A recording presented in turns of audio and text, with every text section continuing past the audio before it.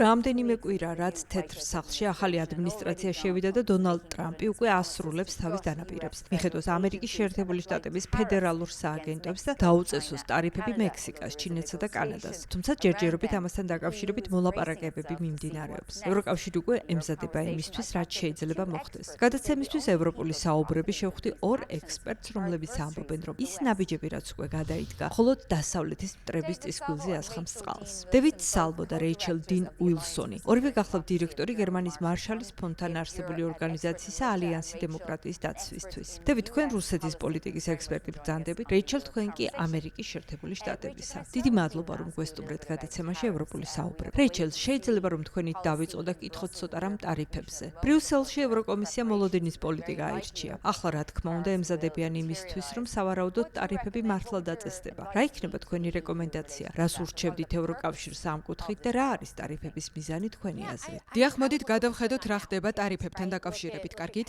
ნახოთ როგორ იწყება ვაჭრობა კანადასთან, მექსიკასთან და ჩინეთთან და როგორ მიუთითეს ევროპას, რომ იქნებ მოვილაპარაკოთო, ოღონდ მოლაპარაკება ამ კონტექსტში მთავარი სიტყვა.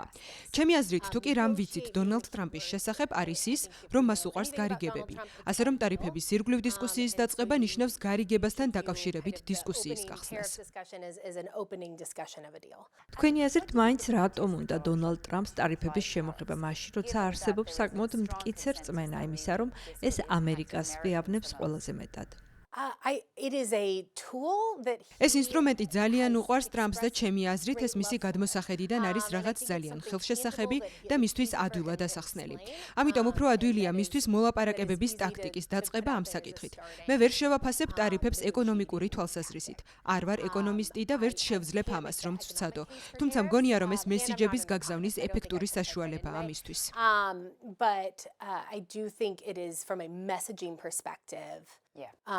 An effective tool for him.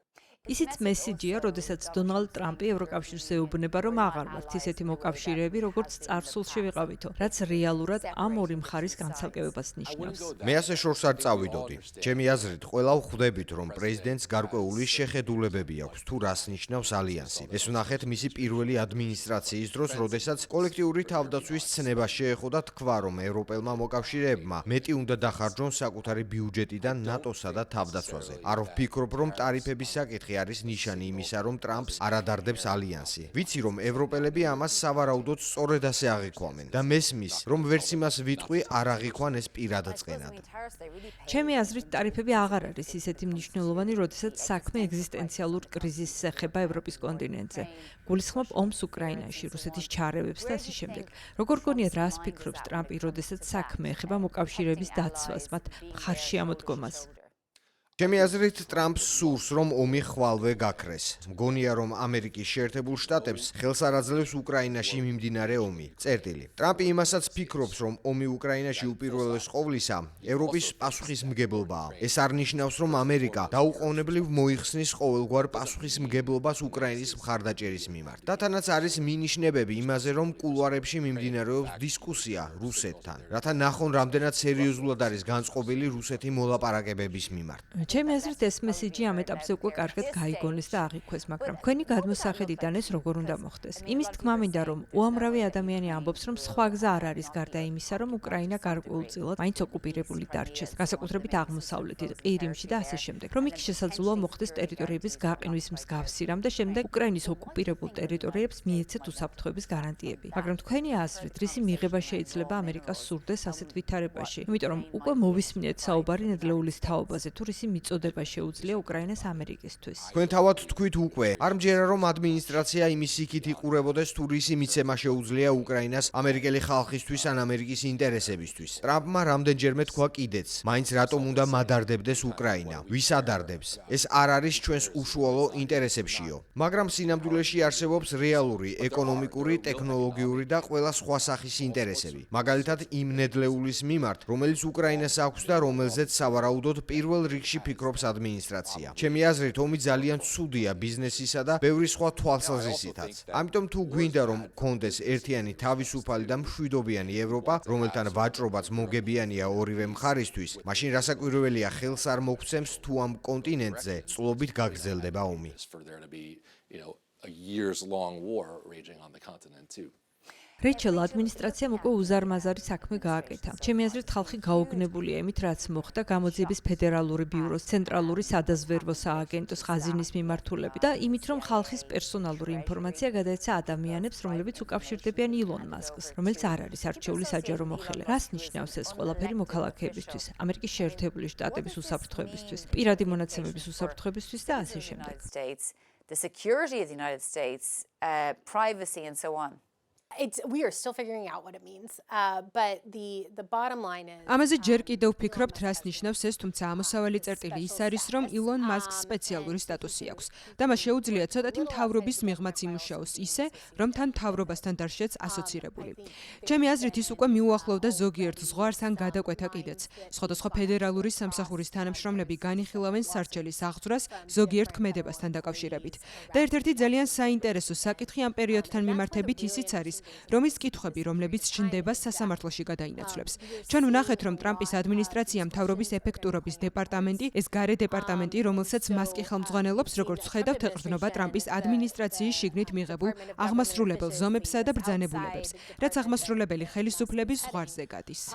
And inside the Trump administration through executive action and executive orders, really testing the bound of executive power. რეჩელ, მინდა გკითხოთ ამერიკის შეერთებული შტატების საერთაშორისო დახმარების სააგენტოზეც. ილონ მასკმა თქვა, რომ სახერხ დანადგარში გაატარებს მას. ეს ერთ-ერთი ყველაზე მნიშვნელოვანი ორგანიზაციაა მსოფლიოში ამერიკისთვის, რადგან ის ეხმარება ისეთ ხალხს, ვისაც აწუხებს სიღარიბე, ვისაც თავს დაატყდა ომი, სტიქიური უბედურება, მიწისძვრა თუ გლობალური დათბობით გამოწვეული პრობლემები. მას კი ამ ყველაფრის დასრულება უნდა. This is a great question. It's one of those situations where they just brought a hammer. დიახ, ეს ნამდვილად კარგი კითხვაა. ეს იმას გავს, რომ ჩაქუჩი გამოიყენო იმ დროს, როცა საჭრეთელიც საკმარისია. ნამდვილად არსებობს იმის განცდა, რომ ფედერალურ მთავრობაში ყველაფერი რიგზე არ არის. ჩემი აზრით ეს სიმართლეა. გონია, რომ ნებისმიერი სააგენტოდან შეიძლება ამოიღო პროგრამები, რომლებიც არ უნდა არსებობდეს და რომლებზეც არ უნდა იხარჯებოდეს გადასახადების გადამხდელთა ფული. მაგალითად, ჩემს ძველ სამსახურში უნდა მოგვემზადებინა ანგარიშები ეგრეთ წოდებული ხაზინის წურბელა პროექტების ხარჯებზე. უნდა შეგვესწავლა ყოლად სულელური პროექტები, რომელთაც ფედერალური მთავრობა აფინანსებდა. ასე რომ ეს უკვე დიდი ხანია იქცა ზოგადად მთავრობის გვერდით მოვლენად. ამიტომ ჩემი აზრით ნამდვილად გონივრულია, რომ შეკვეცო ასეთი ტიპის სამთავრობო სააგენტოები. ჩვენ უკვე ვნახეთ, რომ მთლიანად შეაჩერეს USAID-ის პროგრამები ყველგან, როგორც თქვენ თქვით, ძალიან მნიშვნელოვანი პროგრამები მთელი მსოფლიოსთვის.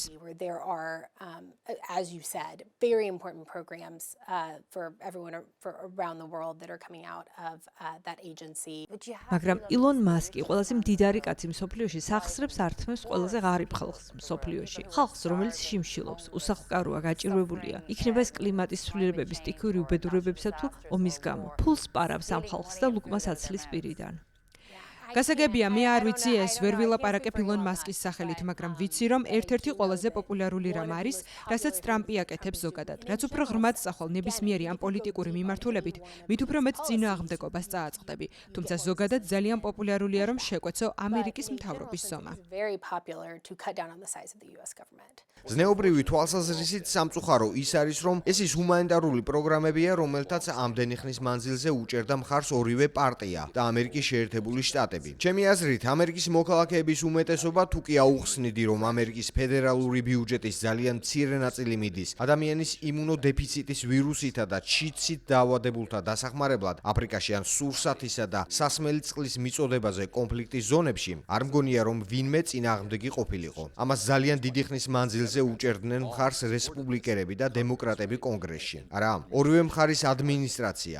ასე რომ მორალური თვალსაზრისით ეს ნამდვილად საშინელებაა. რაც შეეხება პრაგმატულ მხარეს, ეს უბრალოდ ნიშნავს, რომ ამერიკა უარს ამბობს მსოფლიო ლიდერობაზე. ასე რომ თუ კი ტრამპის ადმინისტრაციის ხედვა არის მშვიდობის დამყარება, ამ მშვიდობამდე ძალის დემონსტრირებით უნდა მივიდეთ და არა ასე. ახლა რასაც ვაკეთებთ არის ხალხის მომდურება. კარს ვუღებთ ამერიკის მოწინააღმდეგეს, რომ შეავსონ მის მიერ დატოვებული ლიდერის ვაკუუმი მსოფლიოში, ლათინურ ამერიკაში, ახლო აღმოსავლეთში, სამხრეთ აღმოსავლეთ აზიასა თუ აფრიკაში. ჩინეთი და რუსეთი დარჩებიან საბოლოოდ ყველაზე მოგებული ამ პოლიტიკით და არა ამერიკელი ხალხი.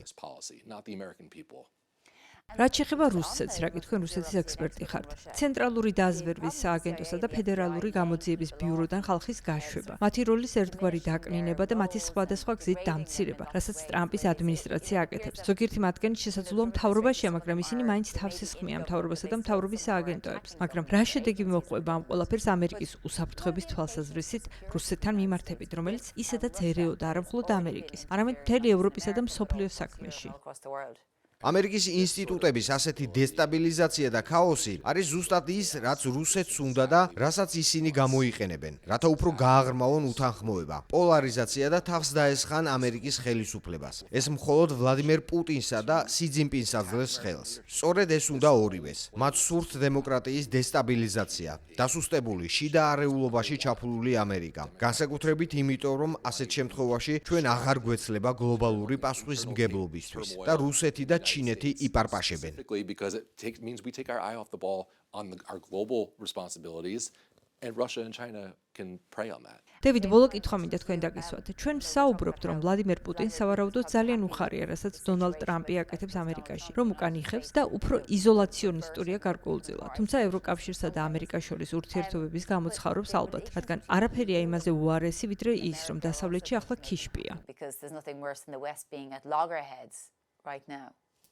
მართალს ბრძანებ, იმას ვგულისხმობ, რომ თუ ალიანსი გაიხლიჩება, ეს რუსეთს მისცემს ხელს. ვლადიმერ პუტინს სურს ალიანსის გაყოფა, რადგან ეს კარს გაუღებს რუსეთს. ის ევროპელი პოლიტიკოსები, რომლებიც პუტინის მსგავსად აზროვნებენ, იფიქრებენ, რომ რა კი ვერ ვეწყობით ამერიკას, ხომარჯობია ისევ აღმოსავლეთით შევტრიალდეთ. ხომარჯობია ისევ დავიბრუნოთ რუსული ენერგორესურსები. ხომარჯობია მოუხსნათ რუსეთს სანქციები და უფრო ნორმალური ეკონომიკური ურთიერთობები დავამყაროთ. ვეღარ ვენდობით ამერიკას. ზუსტად ეს უნდა ვლადიმერ პუტინს. You can't trust the United States anymore. That's exactly what Vladimir Putin wants. გასაგებია. დევიდ სალვო და რეიჩელ დი უილსონი გერმანიის მარშალის ფონდიდან იყვნენ ჩვენი სტუმრები. დიდი მადლობა, რომ მოგწანდით ევროპულ საუბრებში.